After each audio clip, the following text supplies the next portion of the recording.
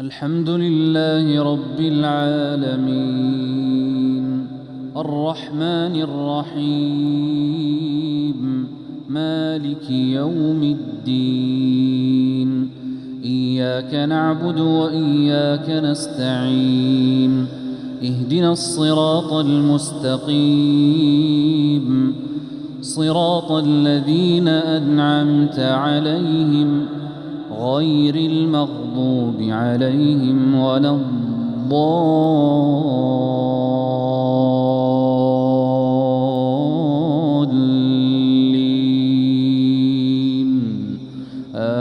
آمين. إنا أنزلنا إليك الكتاب بالحق لتحكم بين الناس بما أراك الله ولا تكن للخائنين خصيما واستغفر الله إن الله كان غفورا رحيما. ولا تجادل عن الذين يختانون أنفسهم إن الله لا يحب من كان خوانا أثيما. يستخفون من الناس ولا يستخفون من الله وهو معهم إذ يبيتون ما لا يرضى من القول وكان الله بما يعملون محيطا. ها أنتم هؤلاء جادلتم عنهم في الحياة الدنيا فمن يجادل الله عنهم يوم القيامة أم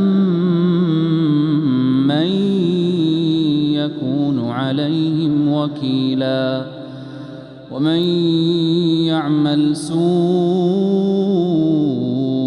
أو يظلم نفسه ثم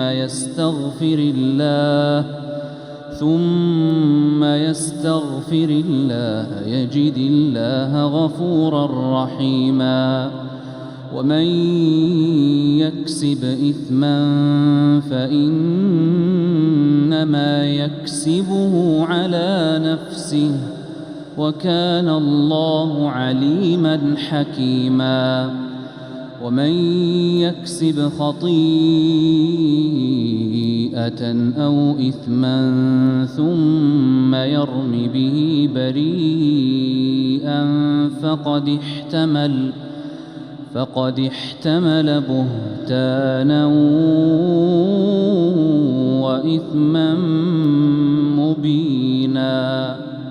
ولولا فضل الله عليك ورحمته لهمت طائفة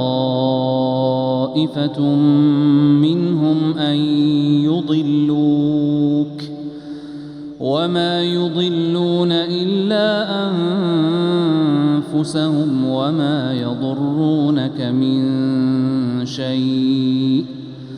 وأنزل الله عليك الكتاب والحكمة وعلمك ما لم تكن تعلم وكان فضل الله عليك عظيما. لا خير في كثير من نجواهم إلا من أمر بصدقة أو معروف أو إصلاح بين الناس ومن يفعل ذلك ابتغاء مرضات الله فسوف نؤتيه أجرا عظيما. ومن يشاقق الرسول من بعد ما تبين له الهدى ويتبع غير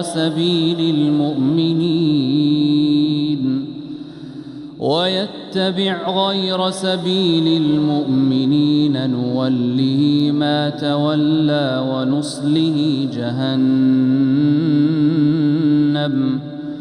وساءت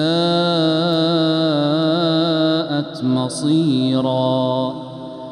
إن الله لا يغفر أن يشرك به ويغفر ما دون ذلك لمن يشاء ومن يشرك بالله فقد ضل ضلالا بعيدا.